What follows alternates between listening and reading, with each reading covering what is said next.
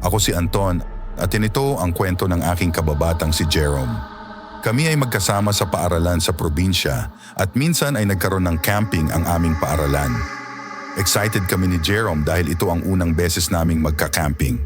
Dumating ang araw ng camping at masaya kaming nagkantahan habang papunta sa lugar. Makalipas ang ilang minuto, huminto ang bus na sinasakyan namin dahil kailangan daw ng driver na umihi. Napadaan sa amin ang isang nagtitinda ng banana Q, kaya't bumaba kami ni Jerome para bumili. Habang kumakain kami, nagbigay ng babala ang nagtitinda na mag-ingat kami, lalo na si Jerome, dahil lapitin daw siya ng mga engkanto. Sabi niya, huwag kaming iihi at dudura kung saan-saan, lalo na sa bundok na pupuntahan namin dahil marami raw ang nakatirang engkanto doon. Dahil sa narinig namin, nagpasya kaming umalis at bumalik na lang sa bus. Walang nangyari sa mga sinabi ng nagtitindang babae.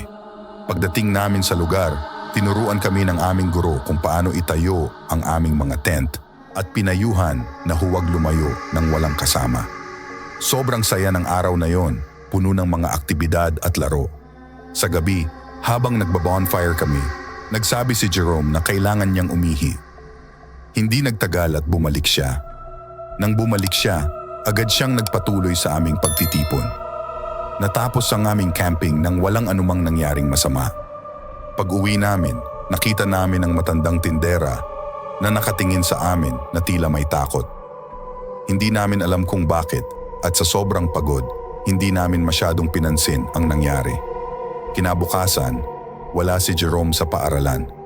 Naghapon siyang wala at iniisip ko na baka napagod lang siya at kailangan niyang magpahinga.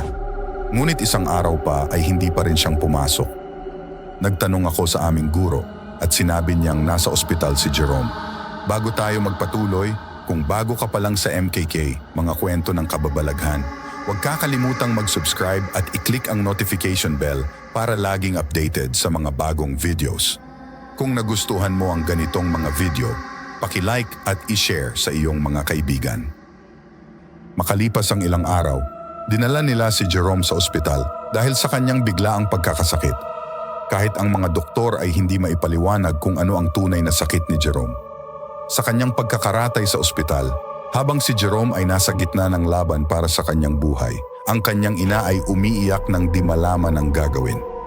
Sa kanyang depression, isang matandang babae ay lumapit sa kanya at nagbilin at may mariin na sinabing, dalhin mo siya sa albularyo, ang kanyang sakit ay likha ng mga engkanto.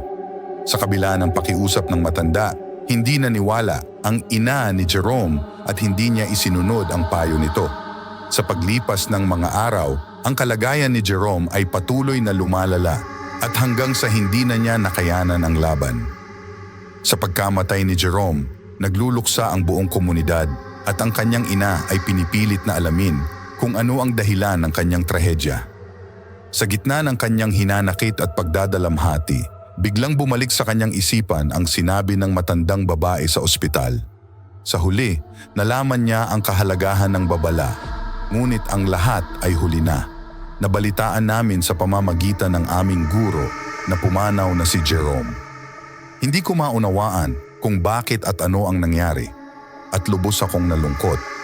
Napagpasyahan naming magkaklase na dumalaw sa lamay ni Jerome. Lumapit ako sa kanyang ina dahil close kami ng kanilang pamilya at tinanong kung ano ang nangyari. Sabi niya, noong umuwi si Jerome, nagkaroon siya ng mataas na lagnat at sumisigaw sa sakit ng ulo. Akala nila ay dahil lamang sa kung anong inisip nilang simpleng sakit, ngunit hindi pala. Hindi nila maipaliwanag ang karamdaman ng anak nila. Sa gitna ng kanyang hinanakit at pagdadalamhati, biglang bumalik sa kanyang isipan ang sinabi ng matandang babae sa ospital. Sa huli, nalaman niya ang kahalagahan ng babala, ngunit ang lahat ay huli na.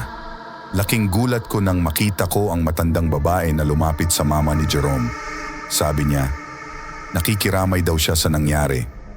Ang sabi niya, habang pauwi na kami, nakita daw niya na may masamang elemento ang nakasama at nakakapit kay Jerome. Ang sabi nito, tila nagambala o nasira ni Jerome ang kanyang bahay, kaya ang katawan ni Jerome ang kapalit para gawin niyang bahay. Nang lamig ako sa narinig ko. Sana kung nakinig kami, Buhay pa sana si Jerome, pero wala na kaming magagawa sa nangyari. Wala namang masama kung naniniwala tayo sa mga sabi-sabi. Mas mabuti na may ginawa tayo kaysa wala. Kung nagustuhan mo ang video, paki-like at i-share sa iyong mga kaibigan. Saludo ako sa inyong tapang at maraming salamat sa inyong panonood. Huwag kalimutang mag-subscribe sa aking channel at i-click ang notification bell para laging updated sa mga bagong videos. Hanggang sa muli, ito ang MKK, nagpapaalam at mag-ingat kayo sa dilim.